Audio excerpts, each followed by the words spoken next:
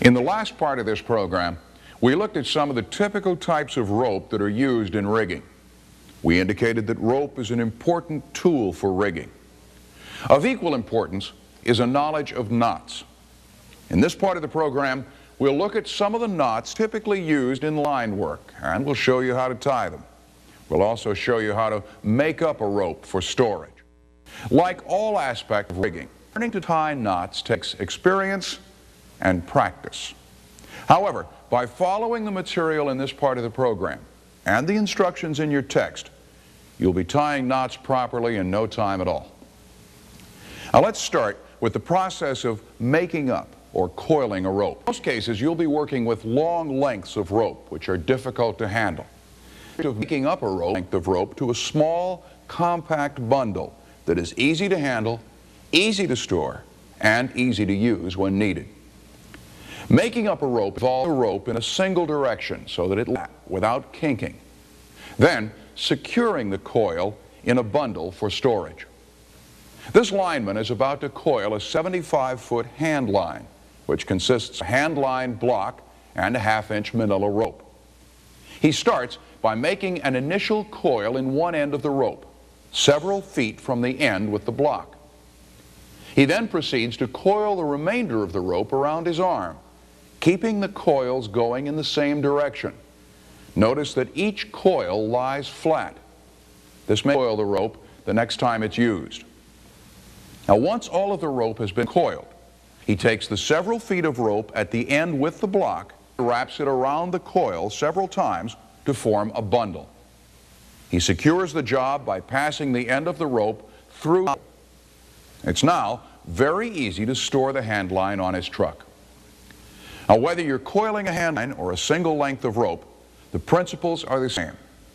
However, with a single length of rope, there are a number of ways of securing the coils in a bundle. Method.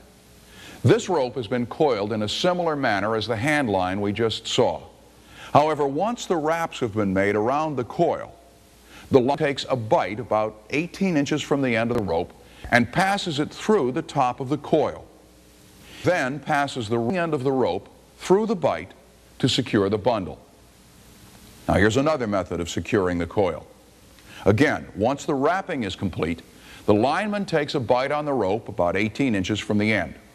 The bite is passed through the top of the coil as before, but this time he passes the bite back over the top of the coil and tightens the bite over the wraps.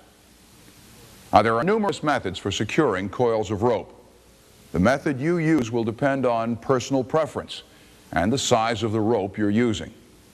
The important thing is that the rope is made up in such a way as to make it easy to work with and easy to store.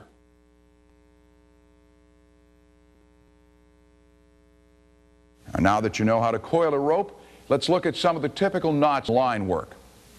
The ones include slip knots, half-hitches, and bowlines. Now, you may know some of these knots by different names. What you call them doesn't matter, as long as you know what they're used for and how to tie them. And we'll start with a slip knot. There are a number of different types of knots. We'll show you two commonly used types: an overhand slip knot and a loop slip knot. Now, this is what an overhand slip knot looks like. It's often used to tie small tools and equipment to hand lines because it's easy to tie and untie under light loads. And to tie this knot, start by making a bite in the rope. This gives you two parallel sides. Now, take one of the sides and make a loop a little ways down from the bite. You can do this simply by putting part of one side over itself, then pull the bite through the loop. You end up with a loop that you can loosen or tighten very easily. Now let's do it one more time. Start with a bite, then make a loop on one side by passing part of that side over itself. Then pull the bite through the loop, and you've got it. An overhand slip knot is good for securing light objects to a hand line. Here, a lineman uses the overhand slip knot to attach an insulator to a hand line. An alternative to the overhand slip knot is the loop slip knot. Like the overhand slip knot, the loop knot is used to secure light objects to hand lines for lifting. Now here's what a slip knot looks like. To tie it, you begin by making a bight in a rope.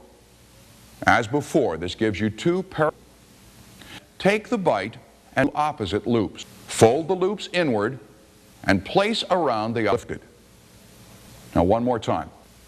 Parallel pieces of rope, opposite loops. Finally, fold the loop object to be lifted. Like the overhand slip knot, the loop slip knot can be used in many ways.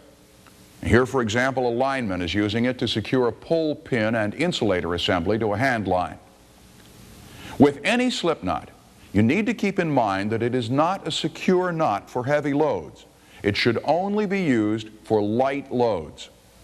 It's also important to keep a watchful eye on any load that's lifted, because there's always a chance of the load slipping. Now, another common knot used in overhead work is the square knot. Square knots are used to attach slings to poles, to join two pieces of rope together, and to secure tools and other equipment in place temporarily. Now, in order to tie a square knot, you need to be able to use both ends of a rope. Start with one end of the rope in each hand. Take the end in the left hand, place it on top of the one in the right hand. Make one wrap around the rope in the right hand. This step will cause you to switch the left hand end to the right hand and the right hand end to the left hand. Next, take the end that is now in the right hand and lay it on top of the end on the left hand and make one wrap around. Pull both ends of the rope in opposite directions and you'll have a square knot. Now let's do it one more time. Start with an end in each hand.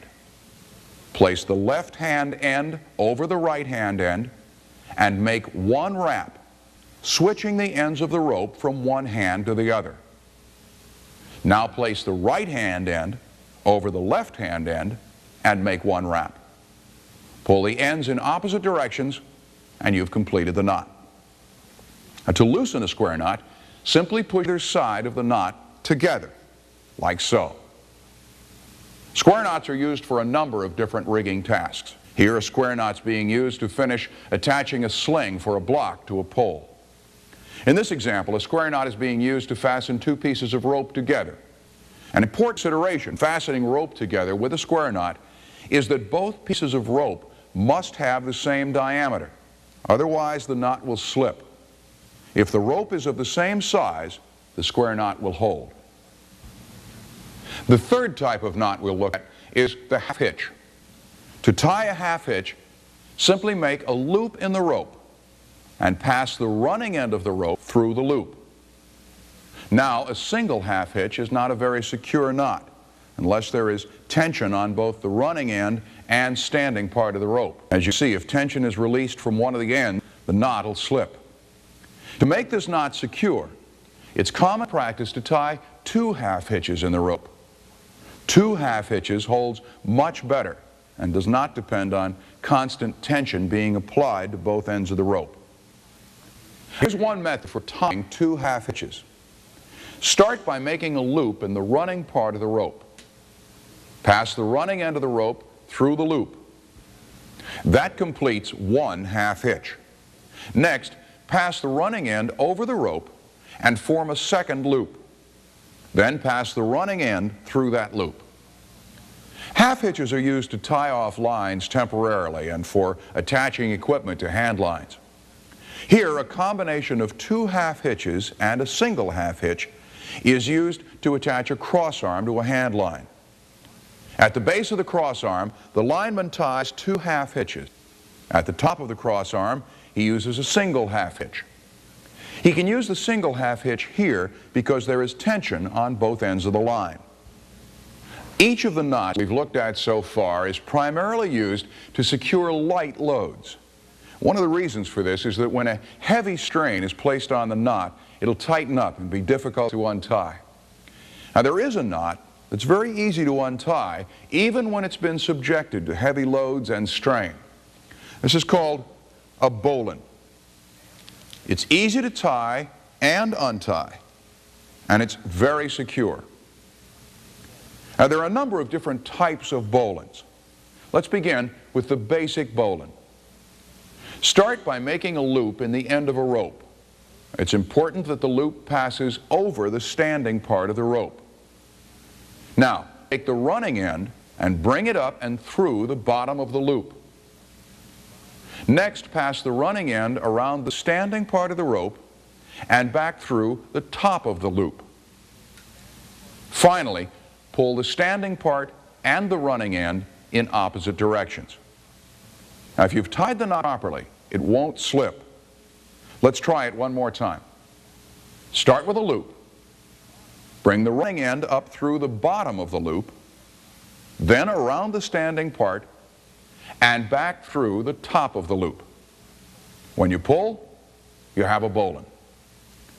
To untie a bowline, turn the knot over and push down on the loop formed around the standing part. Now, regardless of how much strain has been placed on a bowline, it'll loosen easily using this method. Now, as I mentioned earlier, there are a number of variations of the bowline. One common variation is a running bowline. A running bowline is used to form a type of slip knot that is very secure. To tie a running bowline, start by tying a half hitch in the rope. Now, using the running end and this part of the hitch, tie a bowline. You end up with a sliding loop that can be used for many things. Now, here's an example of a running bowline being used to tie tag lines onto a pole that's about to be set. The tag lines are used to guide the pole as it's raised and then lowered into the ground.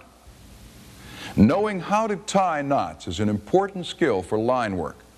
As we said earlier, it takes experience and practice to learn to tie them correctly. Take some time to look at the figures in your text which demonstrate how to tie each of the knots we've shown you. And if you have time, start practicing. Your text has some additional material on knots that we haven't covered, and it explains how to make an eye splice. Now, in the next part of this program, we'll begin looking at the use of hand lines.